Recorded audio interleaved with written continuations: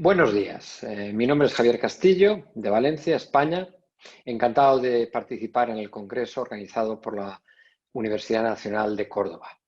El nombre de mi ponencia va a ser Psicoterapia dinámica orientada por dimensiones.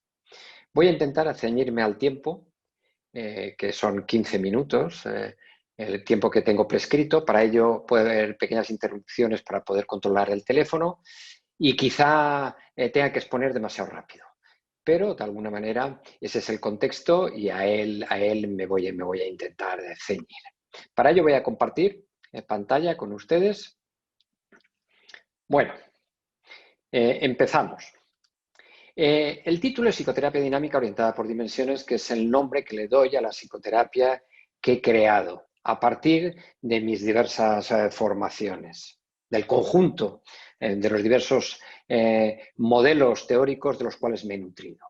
Mi primera formación fue una formación psicoanalítica lacaniana, luego hubo una transición más postcleniana, hubo psicología humanista por medio, vuelta al psicoanálisis desde una óptica relacional y una formación junguiana. Con lo cual, ustedes se pueden imaginar la cantidad de cosas que puedo tener en la cabeza y mi necesidad, de alguna manera, de organizar, de estructurar, de armar un modelo en el cual cupiera toda una serie de formaciones que he tenido y de las cuales todas me han aportado cosas interesantes. Bien, la psicoterapia dinámica orientada por dimensiones es un modelo psicodinámico, o sea que la idea de inconsciente es fundamental, integrativo, ordenado, es decir, que hay un mapa. Con respecto al integrativo, básicamente se nutre de modelos psicodinámicos, pero también incluye aportaciones de la psicología humanista, de la psicología existencial y de los modelos incluso cognitivo-conductuales. Es un modelo diseñado para trabajar con estructuras complejas, inspirado en la filosofía de la complejidad. Tienen ustedes a mano izquierda la imagen de Ergan Morin, uno de los padres, o uno más que de los padres, diría una de las figuras fundamentales de la filosofía de la complejidad. No tenemos tampoco tiempo para desmenuzar qué implica esto, pero yo les recomiendo que lo lean. Tiene además un pequeño libro muy interesante que se llama Introducción a la filosofía de la complejidad. Bien, el modelo está estructurado por dimensiones, quiero decir que hay como ciertos planos de intervención distintos. La parte relacional, que tendría que ver básicamente con ayudar a construir un yo lo suficientemente sólido para que pueda el analizado, el paciente, asimilar lo que se va trabajando.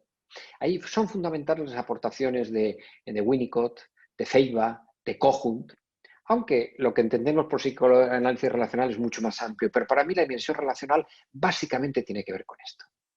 La dimensión cognitiva, muy influenciada también por los modelos relacionados con la mentalización, Bateman y Fonagy, el trabajo clásico de mentalización, como a veces incluso con ciertos pacientes es necesaria una labor preanalítica para que las personas puedan reflexionar, darse cuenta que tienen una realidad interna, configurando un sí mismo, y que los demás también tienen esa subjetividad específica.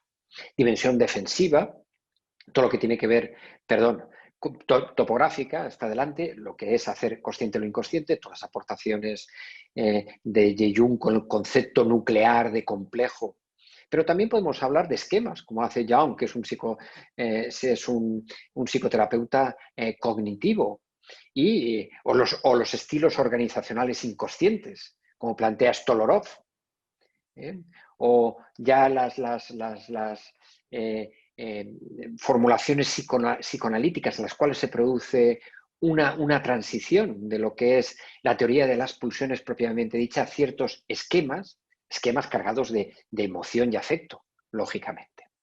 La dimensión defensiva, todo el análisis de resistencias, trabajo fundamental de la Escuela Americana del Yo, también los trabajos de Reich, por ejemplo. Bueno, las formulaciones iniciales las podemos encontrar en la obra de Anna Freud, El yo y los mecanismos de defensa, un trabajo que se convirtió en pionero en la estructuración, aunque a nivel clínico fue Wilhelm Reich el que desmenuzó, habló de cómo aplicar la técnica.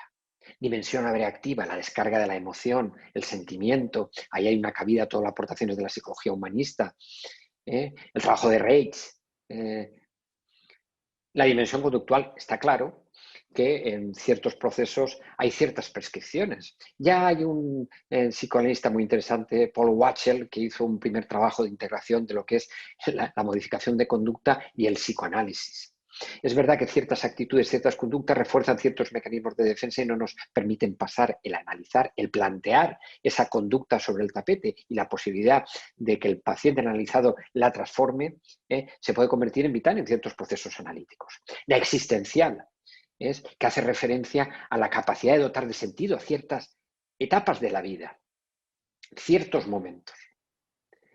Ahí es fundamental todo el trabajo con el mundo onírico de Jung y sus discípulos más directos, Marie von Franz, Barbara Hanna, con todo el desarrollo de la imaginación activa, es la búsqueda de sentido.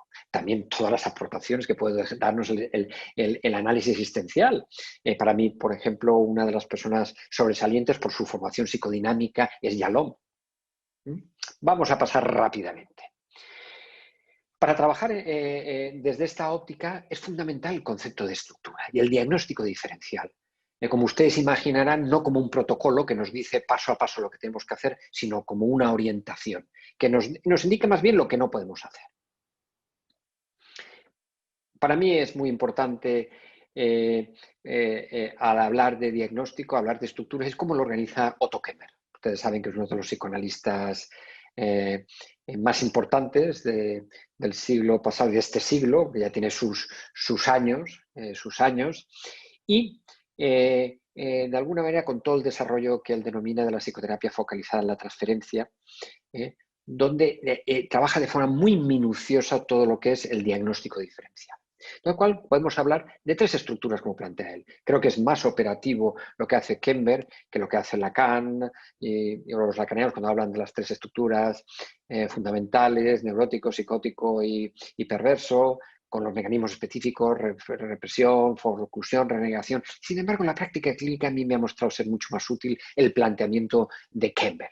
Psicosis, una estructura a nivel yoico muy endeble, no resiste en lo que sería la prueba de realidad, toda la estructura endelírica, los limítrofes, que aparentemente tienen una cierta consistencia, pero sin embargo tienen un sí mismo muy vulnerable, una estructura yoica muy débil. Estoy mezclando términos, no lo mismo yo que sí mismo, pero no tenemos tiempo de desmenuzarlo. Dentro de las estructuras limítrofes podría encajar esos cuadros depresivos que la psiquiatría conceptualiza como depresiones endógenas, algunos de los denominados cuadros maníaco, algunos de los trastornos que tradicionalmente han sido considerados como psicosis maníaco-depresivas, que no llegan a perder el punto de la realidad. En definitiva, esa situación fronteriza, aunque Kember habla de inferiores y superiores, estén más cerca a la neurosis o más cerca a la psicosis.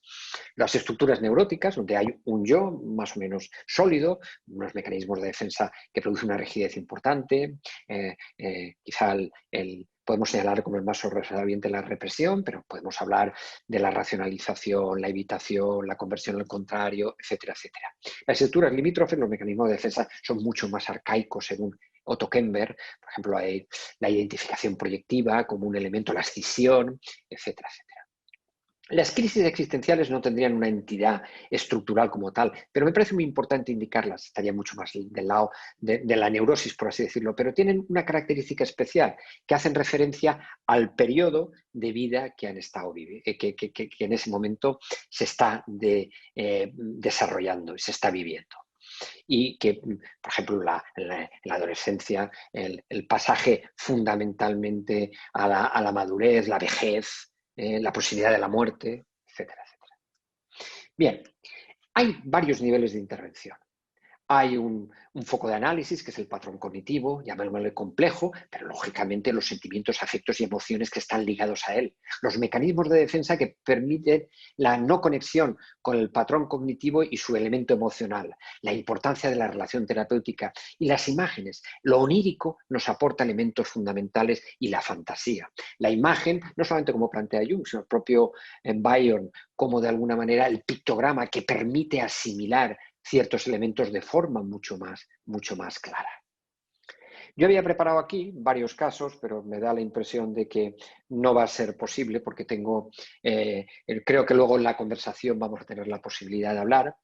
Como en la estructura psicótica lo que predomina es el elemento relacional, en lo que tiene que ver con intervenciones directas a nivel analítico no tendrían absolutamente ningún tipo de sentido.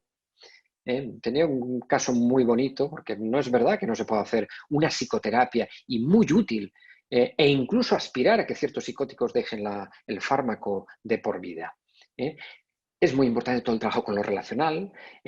Poco a poco uno puede empezar a trabajar con lo topográfico, los complejos, incluso mecanismos de defensa, pero en la medida que hay un yo suficientemente estructurado. Si hay dañada el aspecto cognitivo, lógicamente también hay que trabajar durante un cierto tiempo la mentalización. También tenía un segundo caso, una estructura limítrofe, que tendremos oportunidad, si ustedes preguntan, de dar algún ejemplo muy concreto. Ahí es mucho más complejo porque las dimensiones tienen que ser trabajadas muy paralelamente. En muchas estructuras limítrofes la dimensión cognitiva está muy dañada, el proceso de mentalización es muy importante. Si está en crisis el elemento relacional, casi como si fuera un psicótico, es evidente, pero en muchos otros momentos lo topográfico y el análisis de las defensas que tiene que estar muy presente, dependiendo de las características específicas del borderline. E incluso, aún en una situación de crisis, se pueden reestructurar mucho más tempranamente que un psicótico y el elemento interpretativo empieza a jugar un papel mucho más fundamental. La estructura neurótica, pues lógicamente el análisis con lo topográfico, en este caso el complejo, con toda la dinámica que está a su alrededor, el esquema. Dense cuenta que un psicoanalista argentino muy conocido, Pichon Rivière, fue uno de los primeros que utilizó el esquema como fundamental en la práctica analítica. También los mecanismos de defensa. Lógicamente, en ciertos cuadros obsesivos la dimensión abreactiva es muy importante, el contacto con la emoción, con el sentimiento, ayudar a reestructurar. Y por último, la crisis existencial. Quiero decir, hay etapas en la vida en que aparecen sueños e imágenes que se pueden convertir en material que nos permite construir ciertos ritos de paso. De forma muy importante y de forma muy elaborada.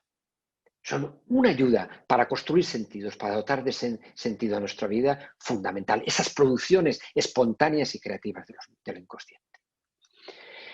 Concluyendo, la integración nos permite adaptarnos a las necesidades del paciente. Eso es un elemento fundamental. Integración no es lo mismo que el eclecticismo. Cojo un poco de aquí, cojo un poco de aquí y hago una especie de sopa sin sentido. Un modelo como la PDD nos permite trabajar con problemas psicopatológicos muy serios, como los de orden psicótico y trastornos graves de la personalidad. Yo creo que en un mundo actual donde la medicalización de los denominados trastornos psíquicos se ha generalizado de forma, impresionante y a veces sin dar salida al instrumento psicoterapéutico, más importante es poder presentar y hablar que la psicoterapia con estructuras psicóticas y estructuras limítrofes es importante, útil y efectiva. Muy bien, me despido de ustedes. He procurado que no pasara de los 15 minutos y así ha sido. Gracias y espero que podamos hablar ahora y compartir lo que les he estado detallando.